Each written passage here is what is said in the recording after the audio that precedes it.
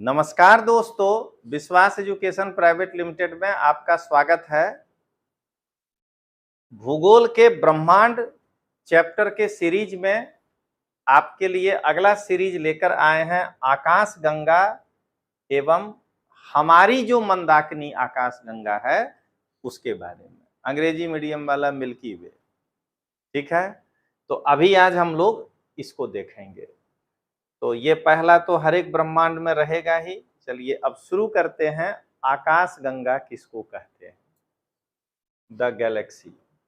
सबसे पहले हमेशा ध्यान रखना है कि कोई भी ऐसा वर्ल्ड में शब्द ही नहीं है जिसका अर्थ ना निकलता, उसके बिना उसका नाम नहीं रखता है, ठीक है। एक छोटा सा चीज पहले बता दें और उसके बाद देखिए।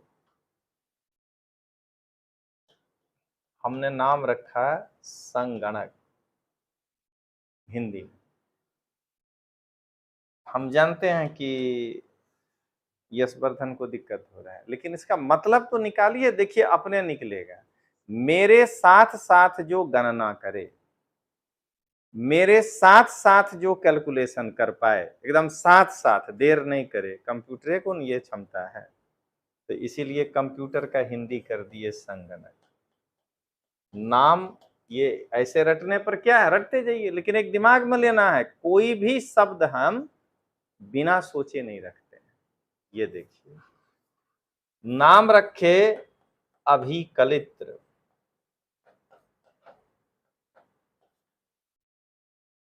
कलन यानी कैलकुलेशन, कलित्र यानी कैलकुलेशन करने वाला, तो वो तो कंप्यूटर करिए रहा था।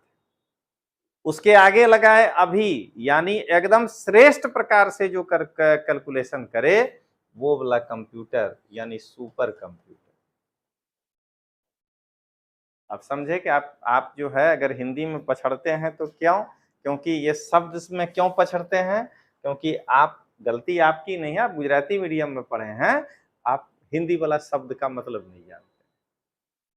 हमको नया भी आ जाएगा तो हमको क्या लगेगा कि अरे रुको ना, जरा तोड़ मरोड़ करते हैं, कहीं कुछ निकल जाए। अभी देखिए तो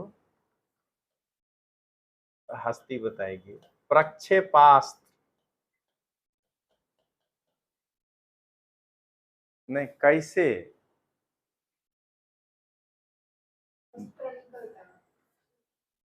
देखिए, शस्त्र और अस्त्र का परिभाषा, जो अपने हाथ में रहे वो अस्त्र, आज इसको फेंक के मारे उसको शस्त्र। तो मिसाइल थोड़े उड़ के चला जाता है, वो तो वहीं रहेगा, तो हो गया अस्त्र। लेकिन वो शस्त्र को, जिसको हम लोग जो है कहेंगे वॉरहेड, उसको प्रक्षेप करता है, इसीलिए उसका नाम पड़ा प्रक्षेपास्त्र। तो चलिए अब देखें गैलेक्सी। तो गैलेक्सी शब्द ग्रीक भाषा के गैलेक्सियस से बना है, ठीक ना। गैलेक्स का मतलब होता है दूध जैसा उजला, और देख रहे हैं एक्सिस देखने में लगेगा यानी सर्कल, तो दूधिया वृत्त इसका जो है मतलब निकला। तो एकदम दिमाग में सेट रखना है, गैलेक्सी ग्रीक भाषा के गैलेक्सियस से बना है, जिसका मतलब होता है दूधिया वृत्त।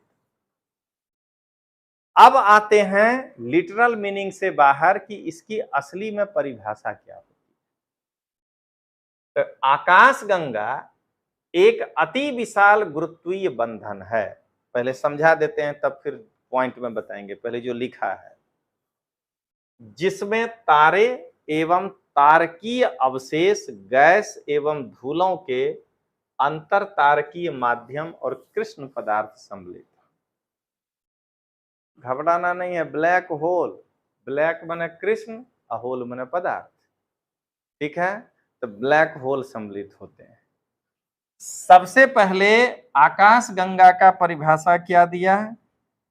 एक ऐसा आकाश गंगा हम उसको कहेंगे जिसमें पहले तो तारे होंगे,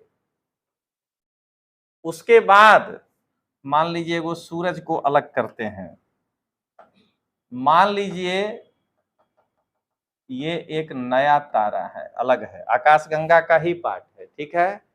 तो इसके अवशेष किसका, तारकीय, तो अरे तारा से ही निकला हुआ, यानी इसके अवशेष बुध, शुक्र, पृथ्वी, ठीक है, गैस और धूल कण। तो हम जो कह रहे हैं मंगल और बृहस्पति की कक्षा के बीच में ये जो है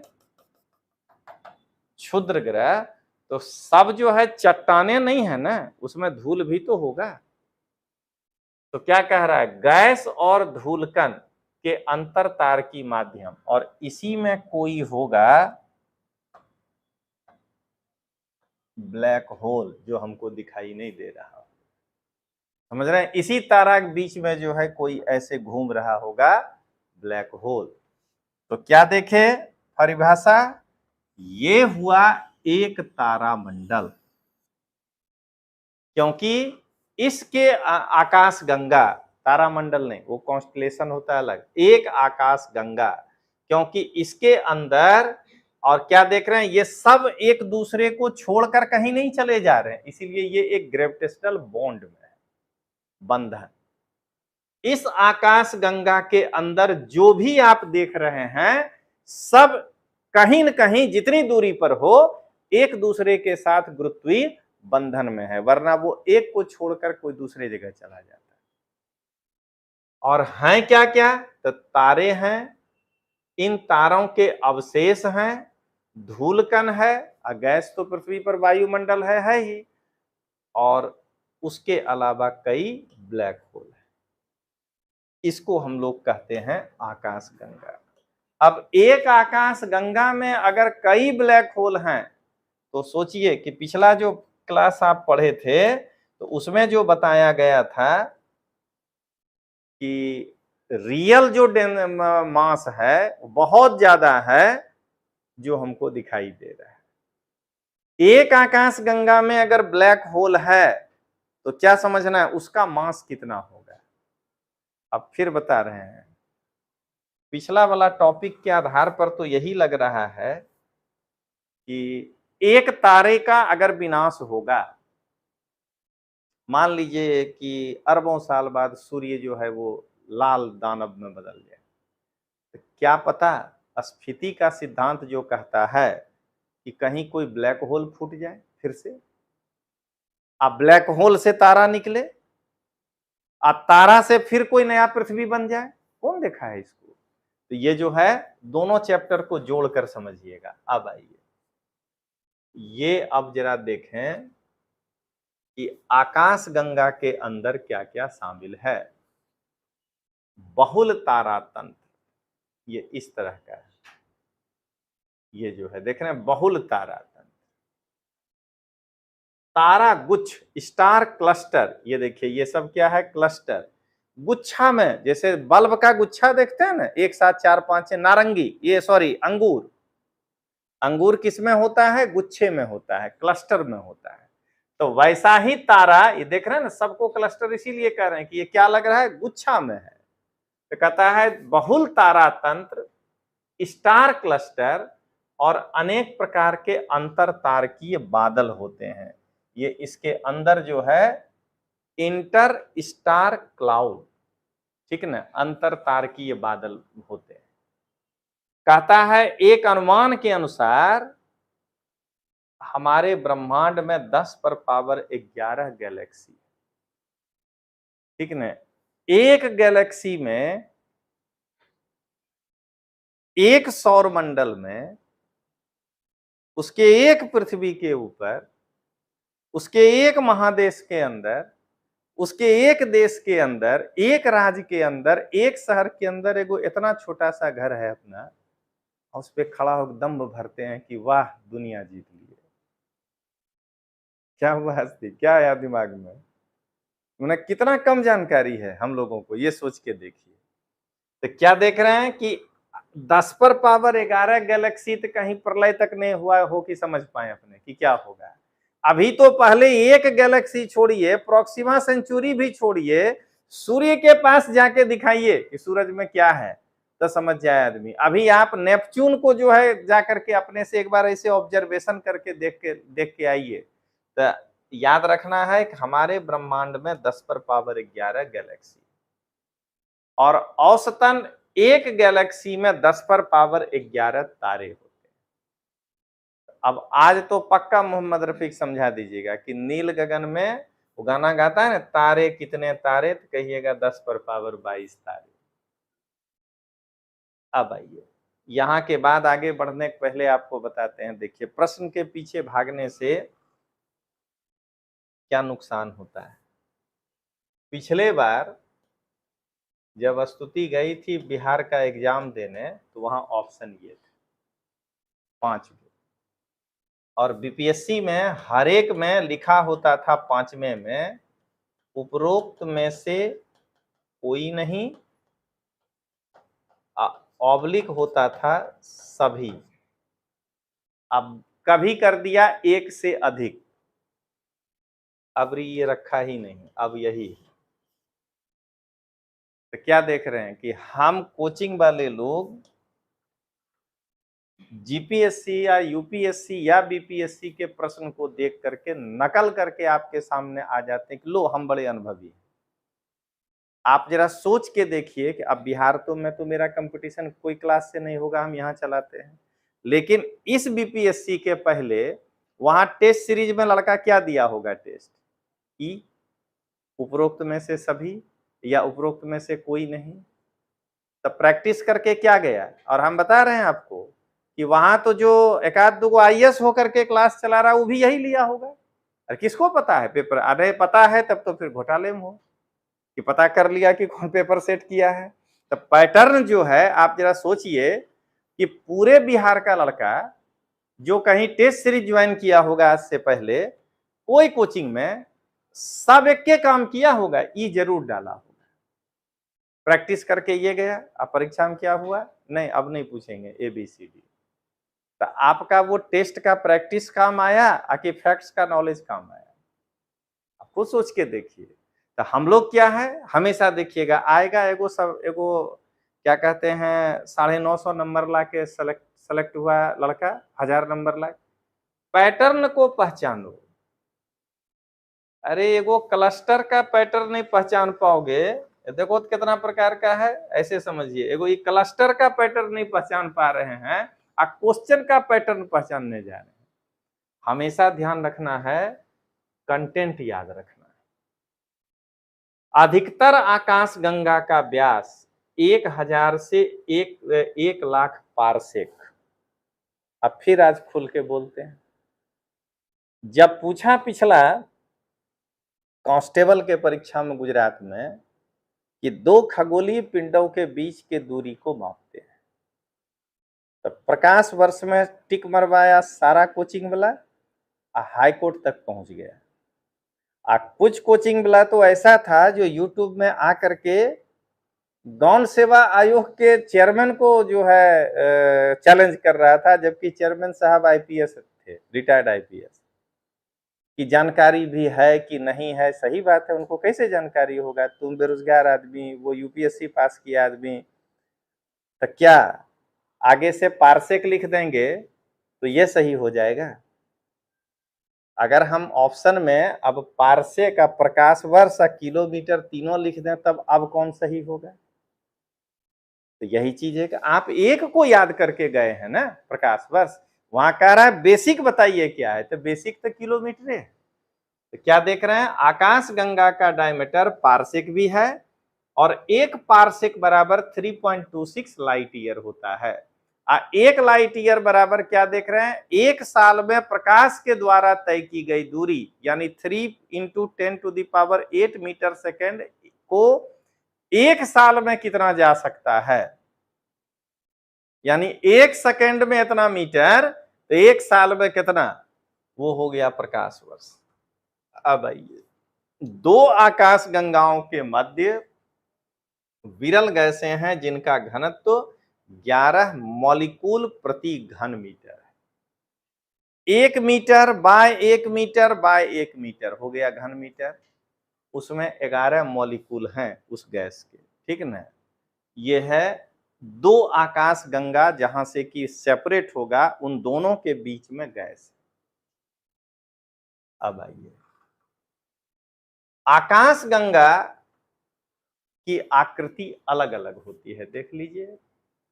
ये देखने में इलिप्ट के जैसा लग रहा है, ये देखने में स्पाइरल लग रहा है, इसका कोई आकृति नहीं लग रहा है, इर्रेगुलर।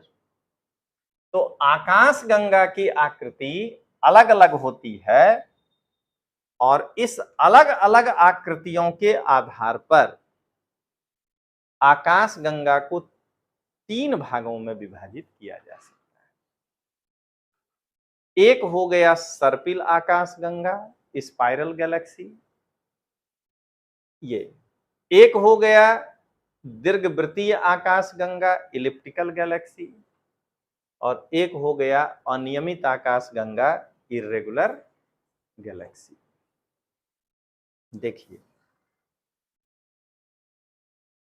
अब इसको हम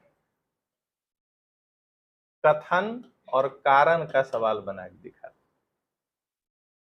आपको कहेगा ब्रह्मांड में 10⁻22 आकाश गंगाएं हैं। कथन 2,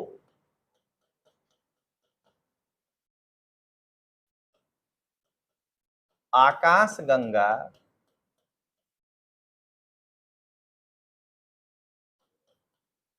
अनियमित आकृति की भी हो सकती है। देखिए, भाषा कैसा चेंज किए, होती है नहीं, हो सकती है। इसका मतलब कोई और भी आकृति हो सकती है। और तब कहेगा कथन 1 और कथन 2 सही है, कथन 2 1 की व्याख्या करता है। तो सीधा इसका आंसर डी है।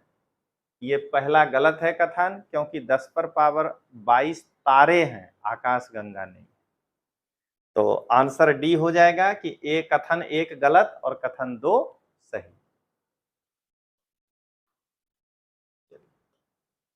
तो यहां तक हम लोग देख लिए। अब हम लोग आगे बढ़े।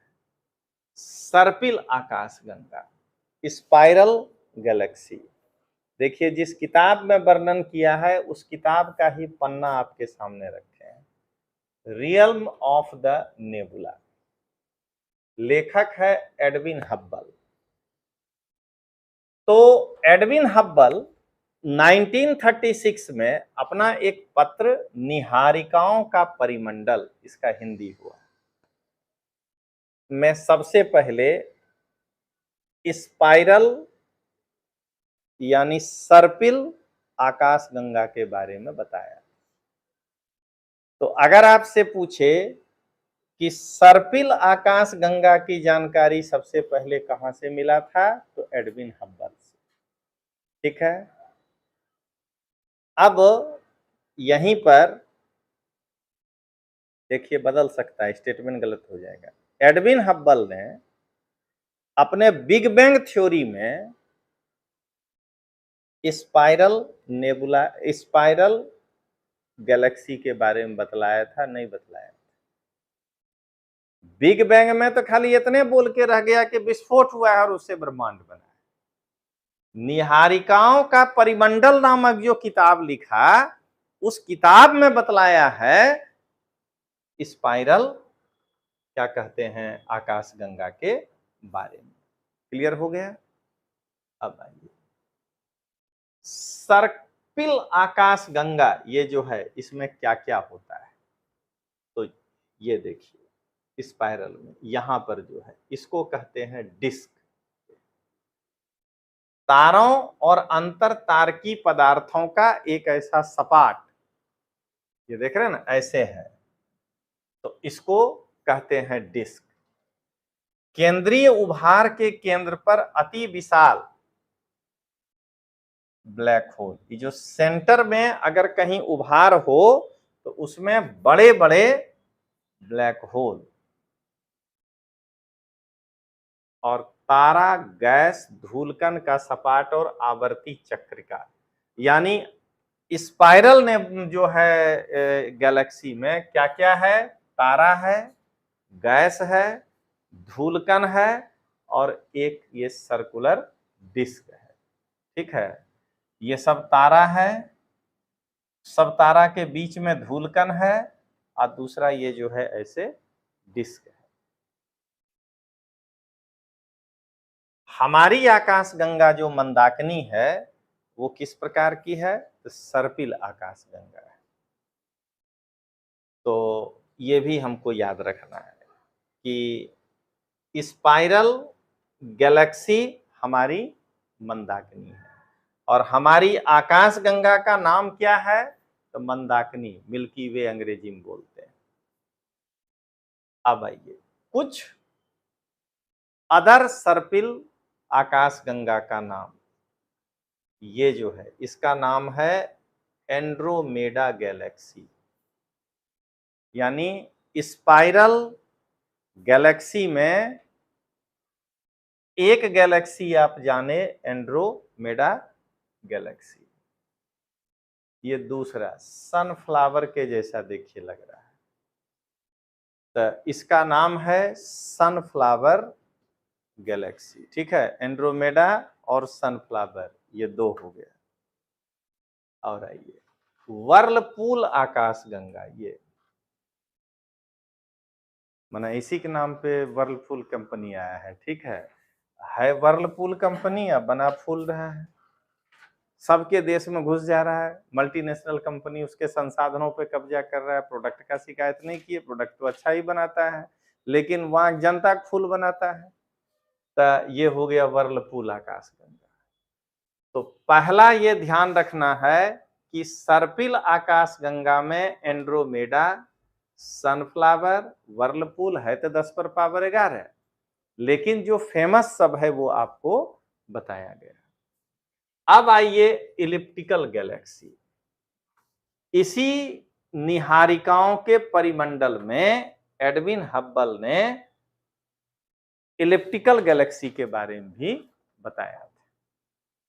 तो अगर आपसे पूछे तो स्पाइरल गैलेक्सी भी निहारिकाओं के परिमंडल के किताब में एडविन हब्बल बोला है, और इलिप्टिकल गैलेक्सी के बारे में भी निहारिकाओं के परिमंडल नामक किताब में एडविन हब्बल बोला है। क्लियर हो गया। अब आइए ये देखिए, देख के ही लगेगा कि इसकी आकृति दीर्घवृत्ताकार है। ऐसा जो भी आकृति है आकाशगंगा में, उसमें जो तारे हैं उनका जो देखने में ऐसा लगने लगे उसका मास कम होता है, कारण वो पुराने हो गए हैं, वो अब अपना ऊर्जा खोते जा रहे हैं, तो इसलिए इनका द्रव्यमान कम होता है। अब आइए कुछ दीर्घवृत्तीय आकाशगंगा के बारे में। मेजर 32, मेजर 49, मेजर 60, यानी तीन तो मेजर ही है। ठीक है ना, 32, 49, 60। ठीक है, और मैफी 1 ये जो है आकाशगंगा हुआ। ठीक है, अब देखिए तो हमको अगर कंसेप्ट मालूम है तो हम यहीं पर ऐसे लिख देते हैं, नीचे ध्यान दें। कथन हम नहीं दे रहे हैं, इसलिए नहीं कहेंगे कि नीचे के कथनों पर ध्यान दें, नीचे ध्यान दें। पहला मेसर, दूसरा मैफी, तीसरा अरसा मेसर, चौथा एंड्रोमेडा। ठीक ना। अब यहां के बाद जैसा सवाल बनाना हो बनाइए। उपरोक्त में से कौन सा ऑब्लिक से दीर्घ वृत्ताकार आकाश गंगा है। ए 1-2, बी 1-3, सी 1-4, डी 2-3। देखिए एक नया तरीका बना दिए, 2-2 का ही ले रहे हैं, 3 नहीं ले रहे हैं। इसका मतलब है कि खाली जो जान गया कि अर्सा मेजर, अभी आप नहीं पढ़े हैं, पढ़ने के बाद ये तो तारामंडल में आता है। खाली इतना सा जो जान गया वो तुरते कह देगा कि बी 80 नहीं होगा। ठीक है। उसके बाद जो जान गया कि एंड्रोमेडा नहीं होता है, सीधे ए पर पहुंच जाएगा। जैसे कह दिया कि कितने, तब आ जाएगा केवल 1, केवल 2, केवल 3, उपरोक्त सभी, तो 2 वाला में आएगा। देख रहे हैं, जैसा पूछेगा वैसा आप जो है जवाब दे सकते हैं। तो दीर्घ वृत्ताकार वाले में इस तरीके का है। ठीक, देखिए तो जरा, जहां बार बार आप परेशान होते हैं वो वाला। कथन 1, मेसर एक दीर्घ वृत्ताकार आकाश गंगा है। अब हमको अभी मूड है आंसर सी बनाने का, तो पेपर बनाने वाले के ऊपर है। आंसर सी बनाने का है, क्योंकि पहला बना दिए हैं सही, तब या तो बी बनेगा या तो ए बनेगा, तो या सी, डी नहीं बनेगा। स्टेटमेंट सही हो गया। तो हम यहां लिखते हैं सभी आकाश गंगा दीर्घ वृत्ताकार होते हैं। ऑल लिख दिए इसलिए गलत हो गया। तो क्या कहते हैं, ए बी सी डी, तो आंसर हो गया सी। इसको बी बनाने का मूड हो गया तो कहेंगे कुछ आकाश गंगा दीर्घ वृत्ताकार के होते हैं। देख रहे हैं ना, तो दोनों सही है लेकिन व्याख्या नहीं कर रहा है। तो आपको बार बार जो कहते हैं वो यही कि आपको ध्यान ये रखना है कि हमको कंटेंट याद रहे। टाइप ऑफ क्वेश्चन को तो उसके बाद अपने पकड़ लेंगे। अब हम लोग आगे बढ़े। अनियमित आकाश गंगा, यहाँ 3 फोटो है, तीनों में से कोई किसी के साथ मैच नहीं कर रहा है। तो कहेंगे वह आकाश गंगा जिसकी आकृति अनियमित हो उसको हम लोग अनियमित आकाश गंगा कहते हैं। तो इसका मतलब कि जिसकी आकृति डिस्क नुमा हो, चक्रिकाकार हो, वो हो गया स्पाइरल। जो देखने में इलिप्टिकल लगे वो हो गया इलिप्टिकल, और जिसकी आकृति नियमित ही नहीं हो वो हो गया अनियमित। अब आइए कुछ प्रमुख अनियमित आकाश गंगाओं को देखें। NGC 1427A, नाम नहीं कर पाए हैं तो यही नाम रख दिए हैं। तो खाली देख लीजिए, तो इसी आगे हो जाता है ज्यादा अच्छा हो जाता है CNG, तो नहीं, ऐसा नहीं करना है। ठीक है, NGC 1427A। और दूसरा है ड्वार्फ गैलेक्सी वामन, ये आकाश गंगा। माने देखने पर उस आकाश गंगा को दूरबीन से ड्वार्फ यानी बौने जैसा लगता है, इसीलिए कहा गया ड्वार्फ। अब ये क्या कह रहा है, अभी तक जितनी आकाश गंगाएं मिली हैं उनमें 80% सर्पिल है। दीर्घवृत्ताकार 17%, अब बाकी जो है 3% वो अनियमित है। देखिए तो एक नया स्टाइल दिखाते हैं। निम्न में से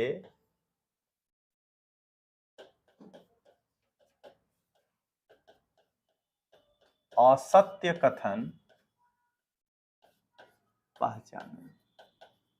देखिए अब एक नया तरीका दे रहे हैं, इसी में ABCD, ठीक ना। अभी तक था 1 2 3 4, अब है ABCD। फैक्ट्स याद है तो टिक लगेगा, नहीं है तो नहीं लगेगा। ब्रह्मांड में 10⁻11 आकाश गंगाएं हैं।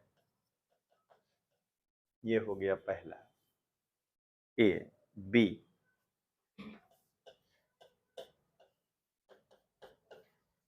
आकाश गंगा सर्पिल, दीर्घवृत्तीय और अनियमित आकृति की होती है।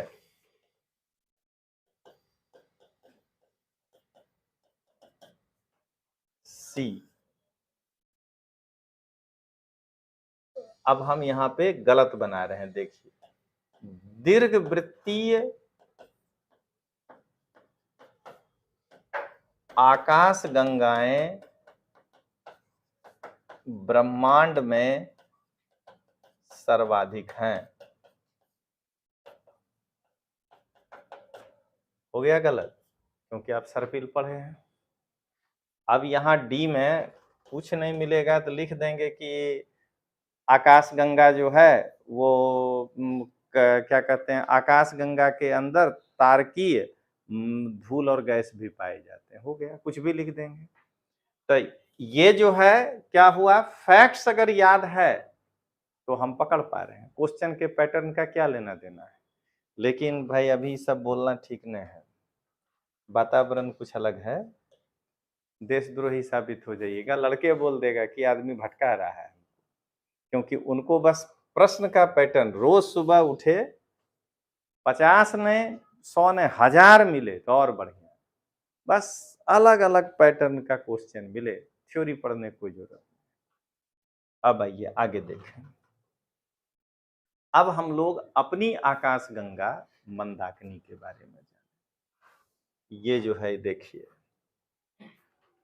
हमारा सौर मंडल जिस आकाश गंगा का हम लोग भाग हैं, देख लीजिए, देख के ही सर्पिल लग रहा है, स्पाइरल, वो है मंदाकिनी, जिसको हम लोग मिल्की वे कहते हैं। देखने में दूधिया लगता है, ठीक ना, दूध के जैसा। अब नहीं लगता है क्योंकि ऊपर काला पॉल्यूशन है। पहले जब नहीं था, तब जब आप अपने गांव के छत से ऐसे देखते तो आपको ऐसा ही आकाश लगता देखने में, खुले आंख से। तो मंदाकिनी, इसमें रात्रि के समय आकाश में तारों के समूह की, देखिए ऐसे एक पट्टी दिखाई देगा जो लगेगा दूध के जैसा, लगेगा दूध का धारा बह रहा है। इसीलिए नाम रखे मिल्की वे, अंग्रेजी में भी यही बोले, जिसे दुग्ध मेखला कहते हैं, जिसको मिल्की बेल्ट कहते हैं। ये हमारा एक सर्पिलाकार आकाश गंगा है, यानी स्पाइरल है। कहता है अब ये अपना वाला है, तब तो इसका व्यास और मोटाई पढ़ना पड़ेगा। तो इसका जो डिस्क है उसका व्यास, डिस्क ये हुआ, इसका व्यास 9.5 इंटू 10⁻17 किलोमीटर। काहे ने बोला प्रकाश वर्ष, देख रहे हैं ना, कहीं से नहीं टिकेगा ये। यहाँ अपने गुजरात में जो क्लास 3 वाला टीचर सब आया है वो खत्म कर देगा लड़का, देखिएगा।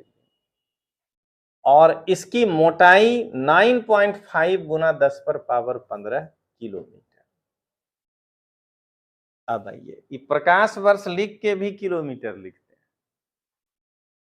कह रहा है कि आज ये बता रहा है कि अब जो है ये डायमीटर देखिए 1.1 इंटू 10⁻17 किलोमीटर है।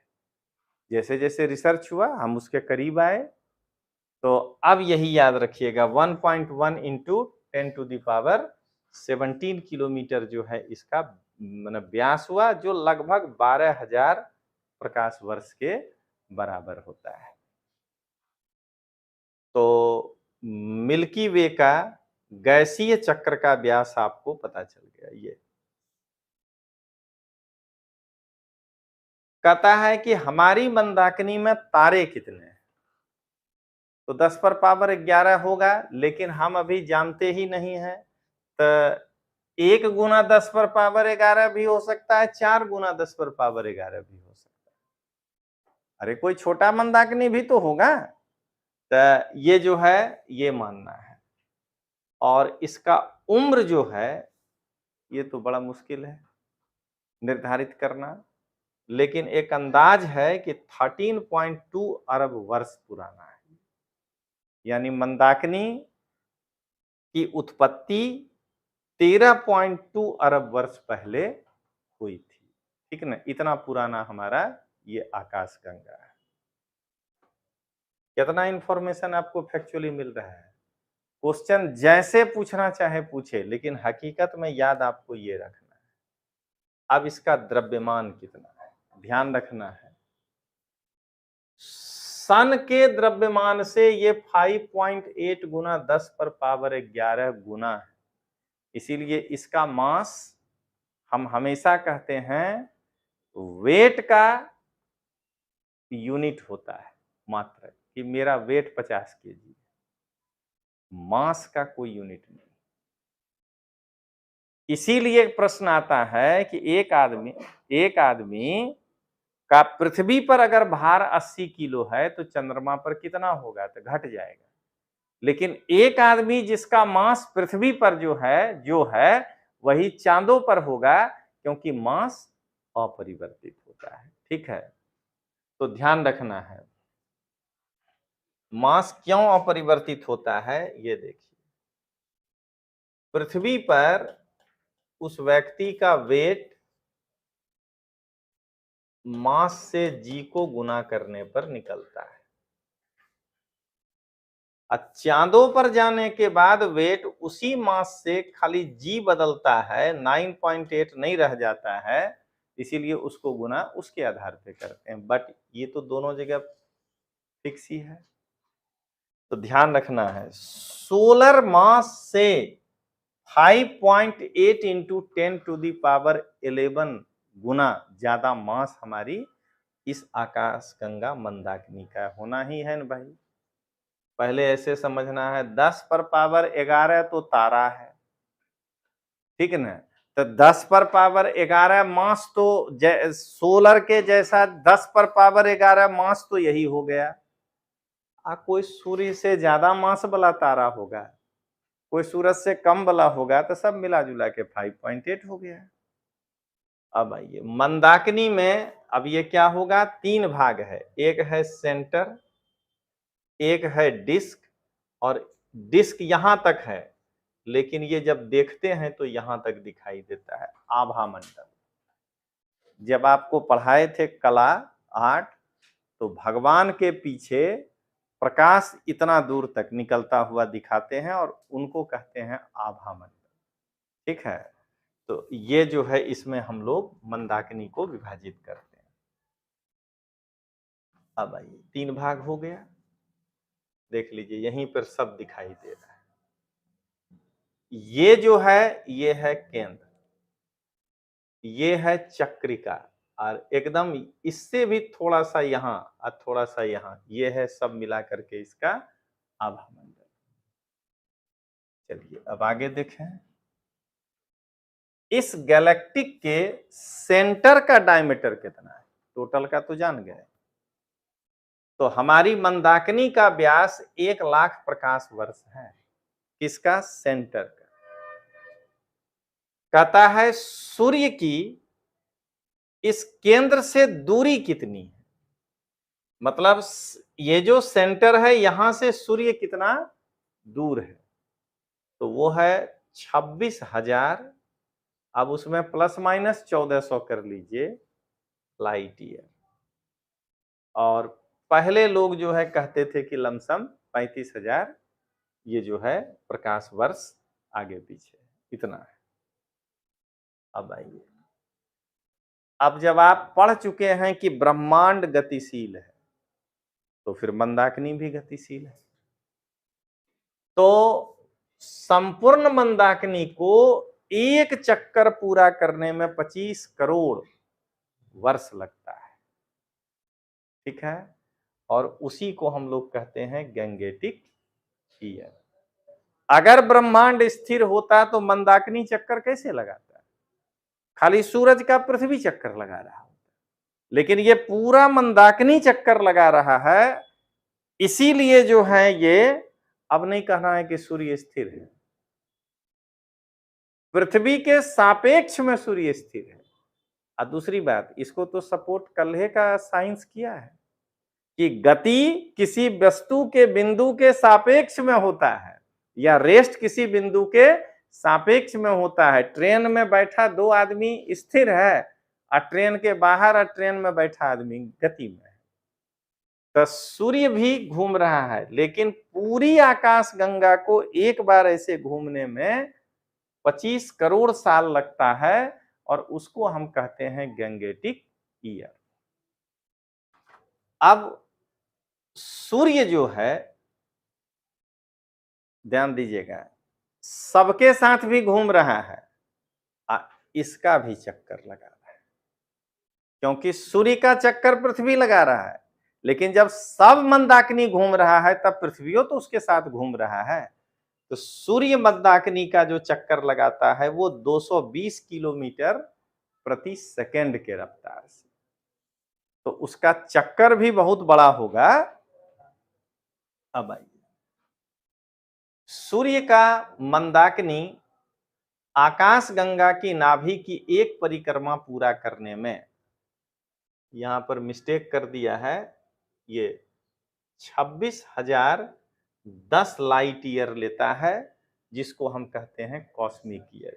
ये इसके अंदर है, ठीक है। आपको ये देख के बता देंगे वो है उसमें, अभी लाइट ईयर में ये ध्यान रखिएगा।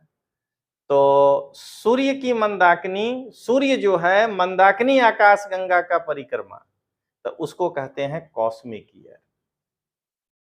अब आइए, हमारा नजदीकी आकाश गंगा कौन है, तो इसके बाद एंडोमेंड्रा आकाश गंगा ही हमारी नजदीकी है, तभी हम बता पाएंगे। और वो हमसे 2.54 प्लस माइनस 06 गुना इतना मिलियन प्रकाश वर्ष दूर है। सबसे पहला खोजा गया रेडियो गैलेक्सी, इससे रेडिएशन हो रहा है, ठीक है, साइग्नस ए है। यानी साइग्नस ए नॉर्मल आकाश गंगा नहीं है, ये एक रेडियो गैलेक्सी है, इससे रेडिएशन हो रहा है। वर्लपूल गैलेक्सी पहला खोजा गया स्पाइरल गैलेक्सी, ठीक है। तो सबसे पहले हम लोग स्पाइरल गैलेक्सी के रूप में वर्लपूल गैलेक्सी को खोजे थे। तो इस तरह से आज हम लोग इस टॉपिक को पूरा किए, आकाश गंगा और मंदाकिनी। तो फिर आगे देखते हैं अगले क्लास में।